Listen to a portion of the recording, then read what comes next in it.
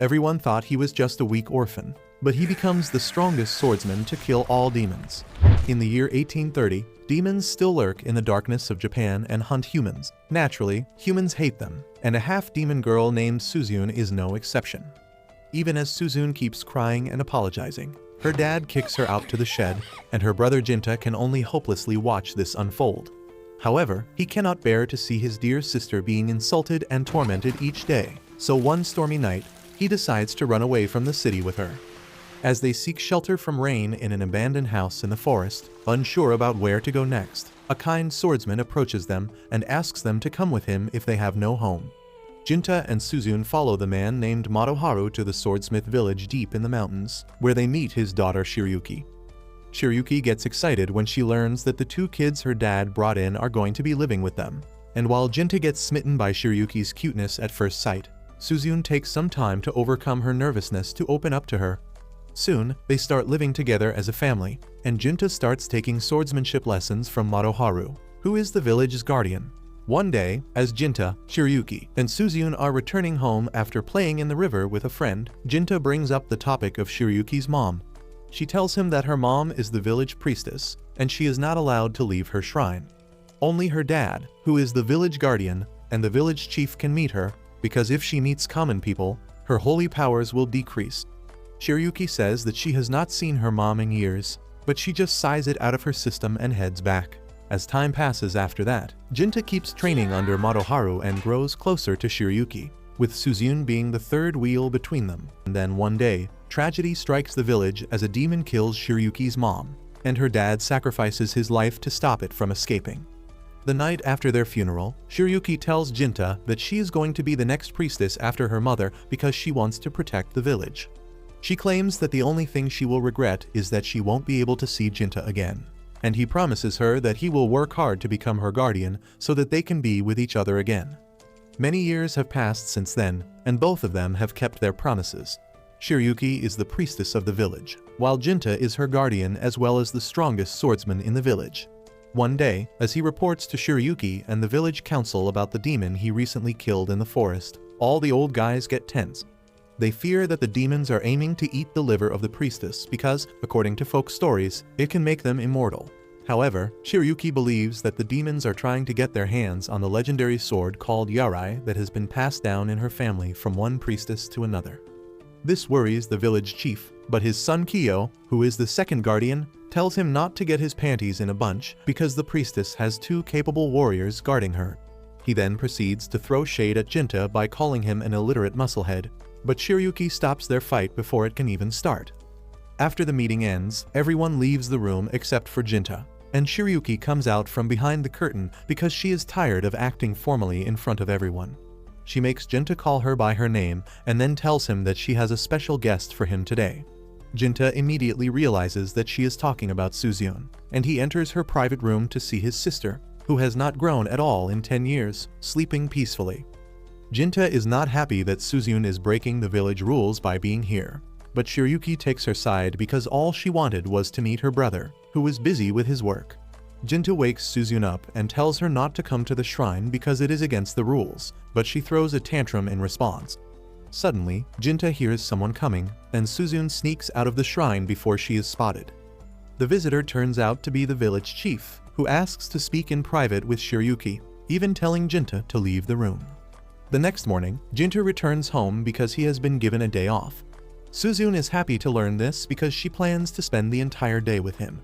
But then, to her utter surprise, she sees Shiryuki in their house. Both Jinta and Suzune are stunned to see her and ask how can she leave the shrine. Shiryuki playfully tells them that she got special permission from the village chief to go outside, and she wants to spend the day with them. Suzune gets excited on hearing this, and she suggests that the three of them have breakfast together like old times. After breakfast, Jinta decides to take Shiryuki to the village, and Suzune happily waves them off, but once they leave, she lets her frustration show. Meanwhile, everyone in the village is dumbfounded when they see Jinta with a pretty girl because they don't recognize Shiryuki's face after years of not seeing her. Even when they reach the restaurant of their childhood friend, she fails to recognize Shiryuki, and that makes her a little sad. After spending the entire day together, Shiryuki leads Jinta to the very spot they promised to become the priestess and the village guardian in the past. There, Shiryuki suddenly tells Jinta that she is going to marry Kiyo, the village chief's son. Jinta's eyes widen in shock and horror as Shiryuki explains that the village chief lectured her about having a kid to protect her bloodline in case demons are coming after her. He told her to marry his son because he is a guardian and will one day become the village chief. Shiryuki says that she agreed to the proposal as the priestess because that is the best for everyone in the village. But she tells Jinta that he is the only man she has and will ever love. She says that one part of her wants to run away from the village to start a new life with him, but she knows he will never agree to do that. Jinta affirms, saying that he worked hard to become her guardian because he respected her decision to become the priestess, and if they abandon their roles, they will never be able to face each other properly. He tells her that he loves her too, and he will continue doing his duty to protect her and the village from any threat. The next day, Shiryuki sends Jinta on a mission to hunt 2 demons spotted outside the village. But before he goes, Kiyo wants to have a word with him. He aggressively confronts Jinta, asking how he can be such a wuss and allow the woman he loves to marry another man without even a reaction. Jinta coldly tells him that he doesn't mind it if it is for the sake of the village, and Kiyo realizes that something is seriously wrong with him.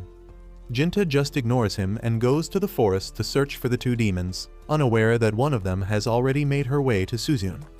As Jinta is quietly walking through the forest, the second demon launches a surprise attack on him, but he manages to parry it easily. The demon tells Jinta that he is impressed by his skills, but Jinta has no time to talk, and he charges at him instantly. He finds it hard to cut through the demon's tough skin at first, but with his second strike, he manages to take his arm before narrowly dodging a crushing blow. Instead of being furious, the demon becomes even more impressed by Jinta, asking the reason he trained to become so strong. The demon asks him why he wields a sword, and Jinta says that he fights to protect the ones he loves. At the same time, the female demon approaches Suzune, telling her that she is one of them too. Suzune frantically denies that, clinging to Jinta's shirt as she says that she is a human. The demon realizes that Suzune loves her brother so much that she has conquered her demon nature and remained a human. Suzune excitedly starts telling the demon about Jinta, saying that he is everything to her, and the demon tells her that someone is out to hurt her brother and she must stop them. Suzune refuses to believe her, so the female demon uses her power of foresight to show her a vision of the future in which Shiryuki is undressing as she starts making out with Kiyo. Suzune can't believe that because she is certain that Shiryuki loves Jinta, so the female demon tells her to come with her so that she can see the truth with her own eyes and help her brother. On the other side, Jinta and the male demon are still fighting in the forest. Jinta asks the demon why they hurt humans, and he replies that all demons have a purpose that they cannot ignore, and they do everything so that they can achieve it. Jinta says that he will stop the demon from harming anyone and rushes towards it, while the demon enlarges his arm to face him head-on. One punch from the demon tears Jinta's arm, and his sword shatters after clashing with his hard skin. However, Jinta doesn't give up, and he grabs the shattered tip of his sword to stab the demon's heart before he can attack again. His attack is fatal, and the demon falls down, but he is satisfied because he has fulfilled his purpose. He tells Jinta that his partner has the power of foresight, and she saw that 170 years in the future, the demon god will be born in this village. He says that even now, the strongest of all demons lives in this village, and they came here just to get her. Jinta realizes that he is talking about Suzune, but before he can do anything, the demon decides to give him a parting gift in the form of his powers. As his arm forces itself down Jinta's throat, the demon asks Jinta what he will do when those he wants to protect become unworthy of it. At the same time, Kiyo is trying to do the deed with Shiryuki, and when she resists, he asks her if she wants Jinta to be back in time to hear her moans. This harsh statement helps Shiryuki make up her mind, and she begins stripping as she says that it is the duty of a priestess. Kiyo freaks out because he really didn't expect her to cooperate, but just as Shiryuki is about to kiss him, the female demon brings Suzune there to see everything with her own eyes. Back in the forest, Jinta wakes up, and surprisingly, all his injuries have vanished. He immediately rushes to find Suzune, but to his horror, the entire village is on fire. He ignores everyone as he rushes to the shrine, where the devastated Suzune calls Shiryuki a hoe for pretending to love Jinta and then settling for any guy she finds.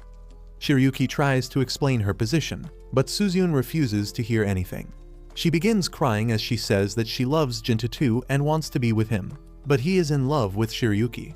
That is why she endured everything and refused to grow up so that she would always remain his little sister, and he would get to be happily married to Shiryuki. Shiryuki tells her that she cannot do that because she has some duties to the village as the priestess, and Suzune snaps at this. She tears off her bandages covering her eye and begins cursing Shiryuki. Seeing this as her chance, the female demon starts manipulating Suzune, telling her that she should save her brother from getting hurt by this and kill her before she can cheat on him. Shiryuki's cries don't reach Suzune at all, and she is corrupted by the female demon's words. Suddenly, her dark powers burst out, and she grows into an adult demon, ready to kill Shiryuki. Kyo tries to protect her, but the female demon knocks him down and drags him out because she has some use for him, leaving Suzune alone with her target. Shiryuki is terrified as Suzune draws the legendary sword of her family, but before she can attack, Jinta arrives there. Shiryuki runs towards him, and Jinta hugs her tightly, but that is not enough to save her, as a swift slash from Suzune makes her head go flying. The devastated Jinta can't even process that he is holding Shiryuki's bleeding corpse in his arms when Suzune suddenly appears behind him and tells him that she did it for him. Jinta doesn't recognize her and only thinks of her as the demon who killed the woman he loved, and he angrily charges at her. Suzune dodges his attacks and asks him what is wrong with her, and only then does he realize that he is facing his little sister. Jinta asks her how she could do this to Shiryuki, and Suzune says that she was just a bitch who was going to cheat on him, so she killed her. She tells Jinta that he should be happy that she saved him from getting heartbroken, but the more she talks, the angrier Jinta gets. His rage begins to activate the power the demon gave him, and he realizes that the woman in front of him is no longer his little sister. He charges at her with pure hatred, but his sword shatters on impact with Suzune's demonic aura. Jinta feels pathetic because there is nothing he can do, but then he realizes that he can use the demon's power and his hatred to avenge Shiryuki's death. As he transforms his hand, Suzune tries explaining that she only did this to make him happy, but Jinta yells at her to shut up. Suzune starts crying, saying that now Jinta is also going to abandon her just like everyone else. She says that if he can't appreciate what she did for him, she doesn't care about anything else. She screams that she hates him as she begins darting around the room, telling him that she is his true family and everyone else is a stranger. Jinta tells her to shut up, and Suzune stops, realizing that he won't listen to anything she is going to say. In response, she suddenly walks up to him and stabs him, but when she tries pulling her hand out, she finds that it is stuck. As she struggles to pull it out, Jinta remembers how he never hit his sister even once and then punches her with full strength, leaving a hole in her body. As the injured Suzune gets up, Jinta dashes at her with full power. However, he fails to harm her as the female demon arrives there at the last moment and sacrifices herself to save Suzune. She tells Suzune to run away, and she picks up Shiryuki's head and tells Jinta that she hates everything now, so she is going to burn the entire world. She tells Jinta to remember her because no matter how much time passes, she will come to visit him one last time before everything ends. Jinta struggles to go after her, but the female demon laughs as she uses all her strength to hold him in place. She lets go only after Suzune escapes and cheerfully yells that she fulfilled her purpose. Jinta asks her if her purpose was needless bloodshed, and the demon tells him that she saw far ahead into the future. Soon, humans will discover electricity, and their artificial light will illuminate the nights, leaving no place for demons to hide. However, what she has done here will ensure that demons keep on thriving even as technology grows. After saying that, she dies with a smile, and her body turns to dust. Once everything is over, Jinta's rage and hatred suddenly turn into grief, and he hugs Shiryuki's body and cries, while apologizing over and over again for failing to protect her. Soon after that, the villagers start rebuilding their homes, but Jinta, now completely alone in this world, decides to leave on a journey. As soon as he leaves his house, he finds the village chief waiting for him. They go to the village restaurant, where Jinta tells the chief that he is going on a journey to train himself from scratch so that he can protect the village from the demon god in the future. The village chief realizes that the demon god is going to be Suzune, and he asks Jinta if he is sure that he can stop her. Jinta says that he will do what needs to be done, and the chief once again asks him if he will give in to his desire for revenge and kill his sister. Jinta replies that he can never forgive the person who killed Shiryuki, and it doesn't matter that it was his sister. He says that he is full of hatred, but despite that, he wants to find a peaceful solution if it exists. The village chief is relieved to hear that despite turning into a demon, Jinta still has his humanity, To bid him farewell, he gives him the legendary sword Yarai, saying that since Shiryuki's bloodline has ended, the sword has no owner, and Shiryuki would want him to have it. Jinta accepts the sword, and then suddenly, the village chief falls to his knees before him. He apologizes to Jinta, saying that he knew that he and Shiryuki loved each other, but despite that, he made her marry his son. He says that everything he said to Shiryuki about the benefit of the village was just an excuse, and he just wanted her to marry his son Kiyo because he liked her too. The village chief says that he is to be blamed for this tragedy, and Jinta lifts him up but doesn't forgive him for it. He leaves the village after that, thinking about how his entire life changed in one day. As he starts wandering through the country, the only thing on Jinta's mind is preparing for the prophecy that will come true 170 years from now. A couple days pass by when Jin reaches a new village as a wandering warrior, where he is immediately called by one of the villagers for a job. The man turns out to be a local shop owner who has a foster daughter he loves a lot. The shop worker named Zen explains to Jin that the daughter's name is Natsu, and from the past couple of days she has been complaining about hearing a demon outside her bedroom screaming that she is her daughter and should come back to her. Her father is very worried about her, so that's why he wants Jin to be her bodyguard for a couple of days since she is going to turn 13 soon. Jin tries to ask for more details, but before he could even understand the situation properly, a young girl walks in with an attitude problem and starts screaming at Zen for wasting time instead of working. And then she turns over to Jin and thinks that he is too young to be an experienced bodyguard, and calls him a scam artist. Jin is very confused about the whole situation, while Zen tries to make her understand, but Natsu flips them off and walks away, telling Jin to leave. Zen apologizes for her behavior, but Jin leaves the house regardless. That night, Natsu starts having trouble sleeping again as she is scared that the demon might come again. Thankfully for her, Zen is a really nice guy and decides to sit outside her bedroom and guard her. Natsu feels better by this, but before she could get any shut-eye, she suddenly hears the horrifying noise of a demon calling her out. She gets terrified and asks Zen whether he heard it, but Zen hasn't seen or heard anything. He wonders whether his boss's daughter is loco, when suddenly he hears a loud voice screaming that Natsu is her daughter. Horrified, he starts looking everywhere, when suddenly a demon emerges from beneath the ground into the courtyard and starts walking towards Zen, while he freezes because of fear. The demon walks closer to him, while Natsu peeks out of the door and realizes that this is the end of her and Zen as the demon decides to attack. But Jin comes in clutch and slashes the demon's arm off, saving Zen's life. The demon looks confused to see a demon hunter in this house, but before it could do anything, Jin slashes the monster into two with a single slash of his sword. The demon falls to the ground and disappears, while Natsu asks whether the demon is dead. Jin turns around and tells her that the rate of him guarding her just went up, because this demon hasn't died yet and will probably be back again. The next morning, Zen and Jin sit down for some tea, where Zen thanks Jin for saving his life, while Jin asks him for any information on Natsu. Zen looks confused, but tells Jin that Natsu is not a demon child, if that's what he is thinking about. According to him, Natsu is the daughter of some far relatives of the boss, but her parents died so the boss took her in. He claims that the boss would never have raised her if there was even the slimmest chance that she was a demon, since the boss hates them with all his heart. Zen explains that a couple of years ago, some demons killed his wife and kidnapped his son, which destroyed him completely. But thankfully Natsu came into his life at that time and gave him the support that he needed. That night, Natsu sleeps a little more relaxed and happy since her adopted father definitely cares for her, as he has hired the strongest demon hunter in the area, and because both Zen and Jin are guarding her room, making sure nothing hurts her. Jin decides to ask her about the boss's son, but Natsu refuses to reply and asks whether demons can be born by humans. Jin tells her that they can be born by the meeting of two demons, sometimes a demon and a human, but there is also a possibility when the demons are born out of sheer negative emotions like anger, rage, or jealousy. While he was talking, the demon suddenly appears out of thin air once again and starts screaming at them to return her daughter. Jin immediately jumps into action and with a swift combo, beats the demon to the floor, sitting on top of it. He realizes that this demon isn't intelligent enough to make conversation, and asks Natsu whether he should kill it. Zen is shocked at this and screams at him to kill the monster, but Jin claims that he wants to know from Natsu what she wants to do.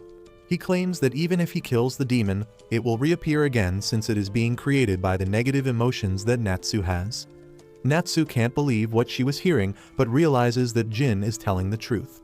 She starts thinking about how even though her adopted father promised that he loved her, she never truly believed him and hoped that if a demon came to kill her, he might actually start loving her more. Jin tells her that she has to face her feelings and get rid of these emotions, as that is the only way the demon won't reappear again. Natsu starts crying, but decides that enough is enough and screams at Jin to kill the beast, as she believes that her father does love her very much. That was enough for Jin, as he quickly slashes the demon in half, killing it instantly while Natsu takes a sigh of relief. He tells them that their nightmare is over and that they should sleep well now. The girl with daddy issues soon starts snoring in her room while Jin stands outside as he wrestles with his own feelings, since even he keeps getting visited by the same monster, who is basically the mother of Susu. The monster reappears in front of him, shouting the same words again and again, but Jin again slashes her head off in a single strike, ending her in an instant.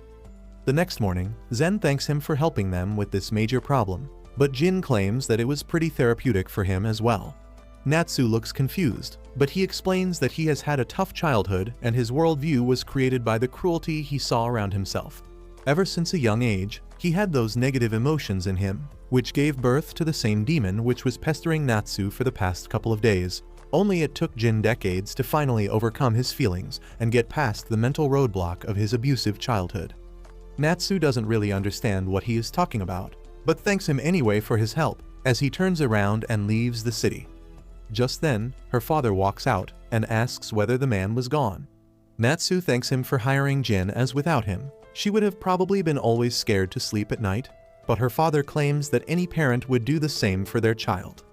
He then turns towards Zen and tells him to get back to work once again if he wants to retain his job and not become a shelf stalker.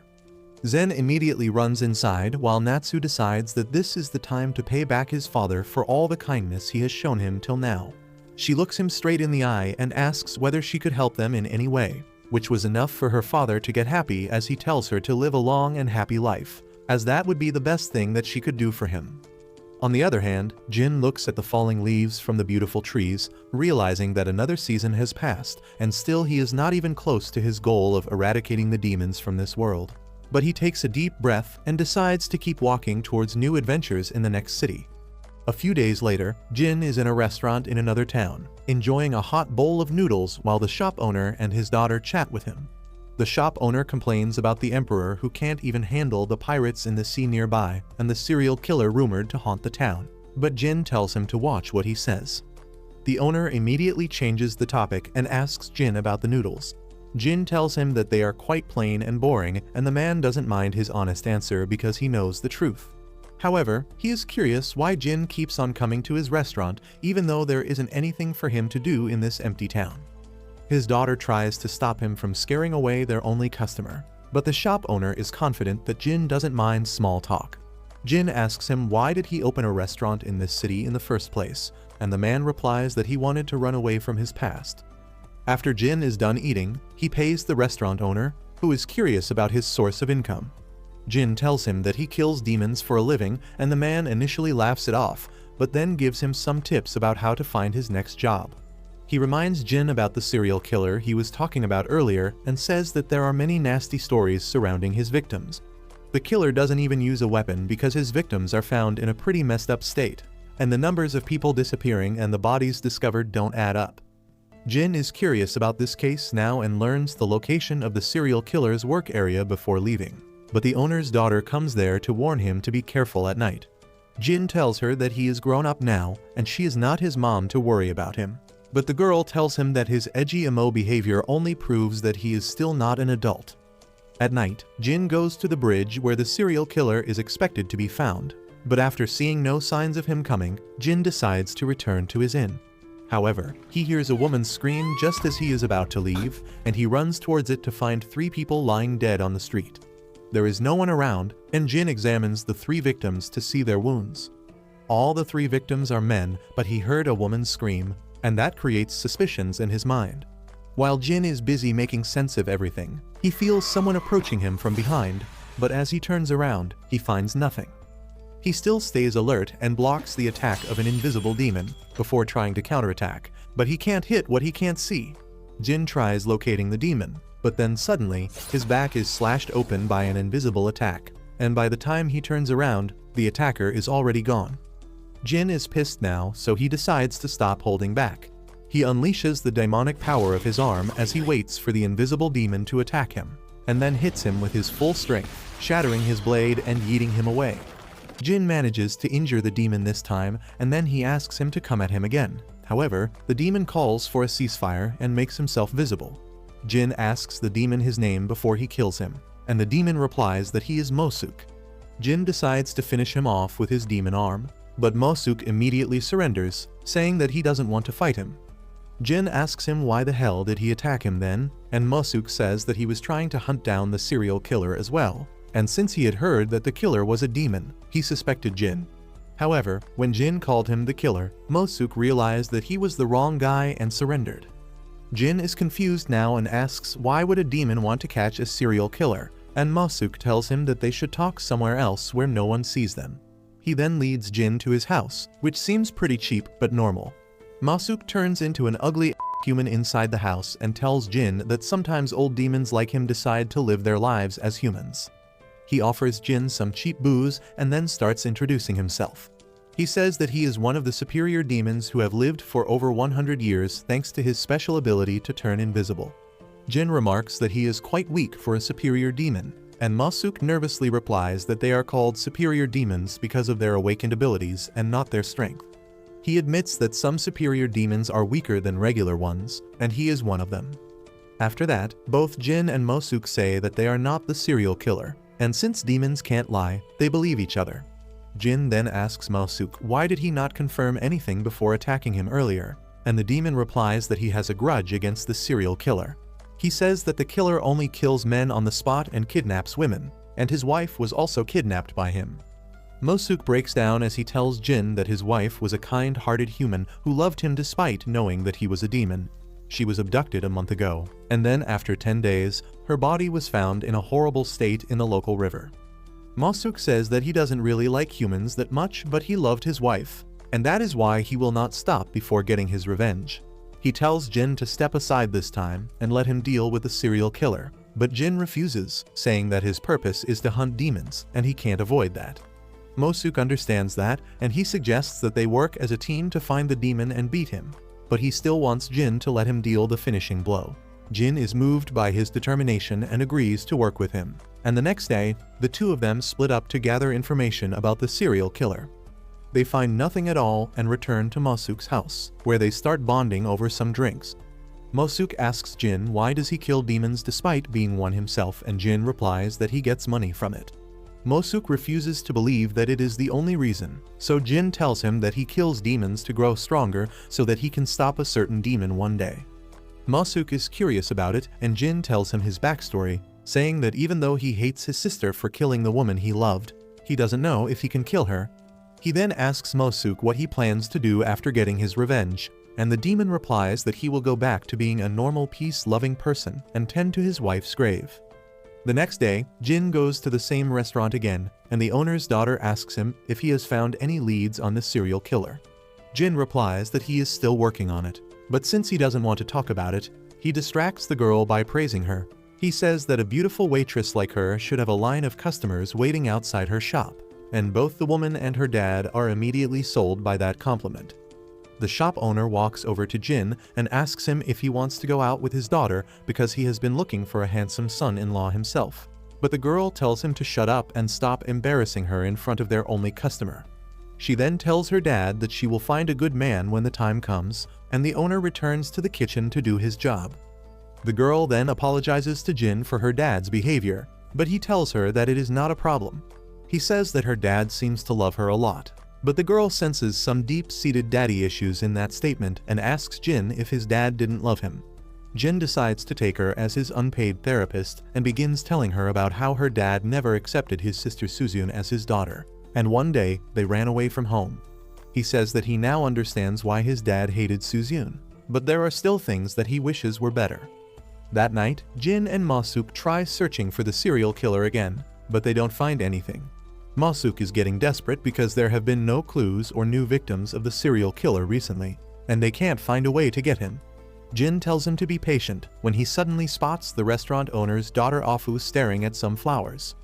He decides to accompany her because it is not safe for her to be out alone at night, and Ma-suk turns invisible and goes home to give them some privacy. Jin asks Afu why is she here all alone, and she tells him that she loves seeing flowers in the moonlight. She tells him in detail about the flowers in front of them, and after hearing her ranting, Jin offers to escort her home. If you liked this video, please consider subscribing and watch the video on your screen next.